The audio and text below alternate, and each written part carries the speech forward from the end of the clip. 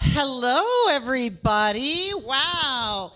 There's nothing quite like waiting the whole show to perform. And not just the second show, but the whole first show, too. And so here I am. So I'm going to put my notes out. There's only about 16 pages because I have my contacts in and I can't really read anything. So I'm really probably putting these up for no reason at all because I won't really even need them. So thank you very much. It's great to be here. As Lizzie said, I have been here, ironically enough, December 10th, 2020. I was doing stand-up for Hilarapy in a recovery home in Abbotsford. And then December 2021, pandemic times, yeah.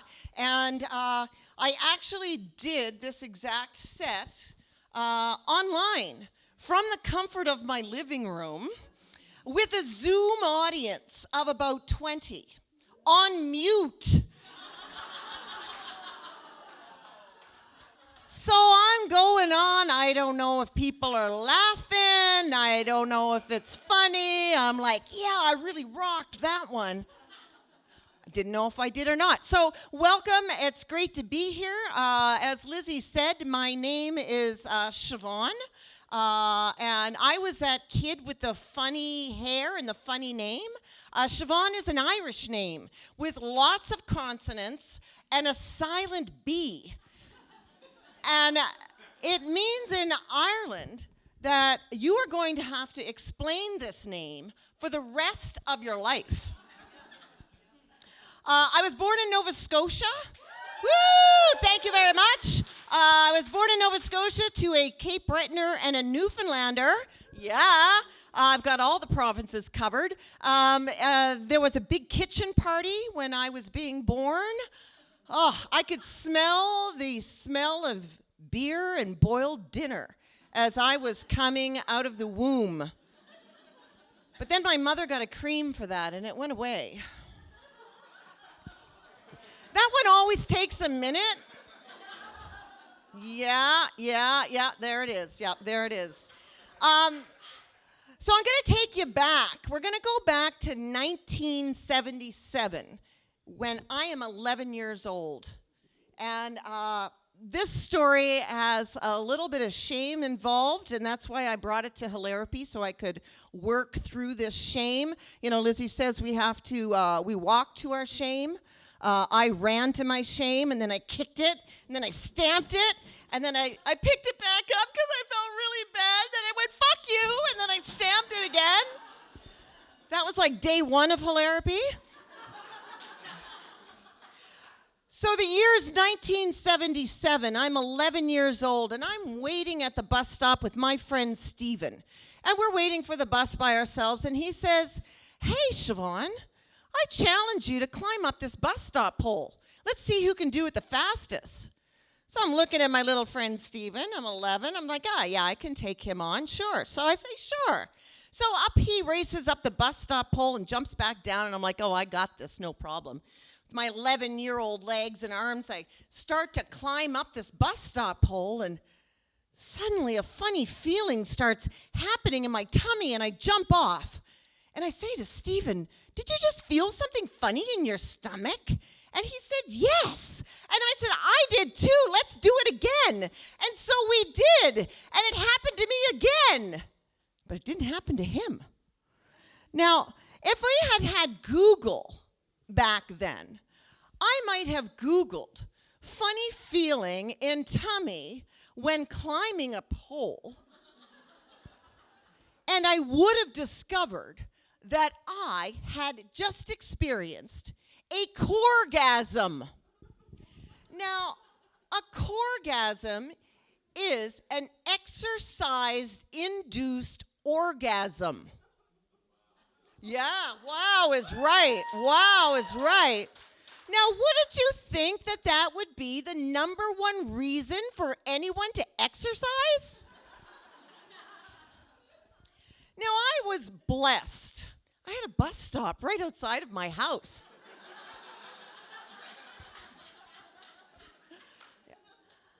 I was cursed.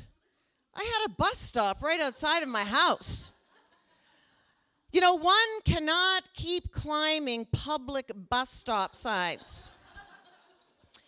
Well, at least that's what the cops told me anyway. So I had to take it indoors. We had a lovely red 2x4 painted red banister going down into our basement. And I thought, I bet you I could climb that. So one day I'm home alone by myself. Yeah, I'm 11. It's 1977. I mean, I think that happened. So I go downstairs and I'm eyeing up this banister and I'm like, okay, I think I can, I think I can, I think I can, I think I can, I know I can, I know I can, I know I can. And I did. Now, I still had no idea what was going on in my body, but suddenly I was craving Popeye cigarettes. So one day, my sister was doing her homework. My mother was downstairs doing the laundry, and I was on the railing doing myself. I didn't know. And my mother turns around. Siobhan Coates, what are you doing? Well, she liked her laundry with a little side of rum and Coke. And I said, why, Mommy, I'm just making my tummy happy. Now, had I known it was a core-gasm, I could have told her I was exercising. She said, now get off that railing. You go up to your room and you never do that again. Well, now, you would think that might be the opportunity to open the door to maybe the sex talk, to maybe a biology thing. Like, that's not indigestion in your stomach, honey. That's something else happening. But no, there was no discussion like that. And instead, it was the beginning of shame and humiliation and embarrassment. And then, once I knew what it was, then that added another whole level of shame and embarrassment and lying. And, you know, shame and lying go hand in hand. Although I wouldn't start using my hand until much later.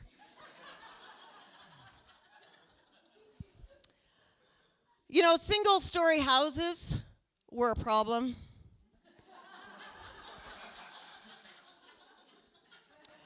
I started to carry around my own personal lubricant, a can of lemon-scented Pledge. You know, I had a joke about it being so shiny I could see my face in it, but that was just awkward. So things started to get a little crazy when I went to these single-story houses. I'd start to eye up, the fridge. I wonder, I don't know, it's kind of wide, kind of got an edge to it. Might not work. Oh, what about the closet door? Like, not really my type, but, I could give it a try. Except Grandma kept walking by going, I don't know what's wrong with this door. It keeps coming off of its hinges. Sorry, Grandma. Oh, my. Things at home started to get a little personal. I would go downstairs to Johnny. Hey, Johnny. Hey, Johnny. Hey, Johnny. You ready? You ready for me, Johnny? Big boy? Big boy? You ready for Mama? He was always ready. God, he was hard. Oh, my. Well, the happy ending to this whole story, and there are a couple of happy endings. The first one is I kicked my shame to the curb regarding sexual shame and everything that goes around with pleasuring ourselves and masturbation. See, it took me my whole set to even say the word masturbation. The second half, Thank you. Thank you. Thank you. The second thing that happened, I don't know if this is really a happy ending, is people seem compelled, once I tell my story, to start telling me their masturbation stories. Oh, yeah, I was in my room and I had like a hairbrush and, yeah, no, I don't want to hear it. Thank you. And I can tell my masturbation story. You can't tell me yours. And the third, and I have a gift for you all, is that I have a free membership to each and every one of you for my new gym, Coregasm Flow with Siobhan. And you get a membership, and you get a membership, and you get a membership. That's it. That's my time, friends. Thank you so much.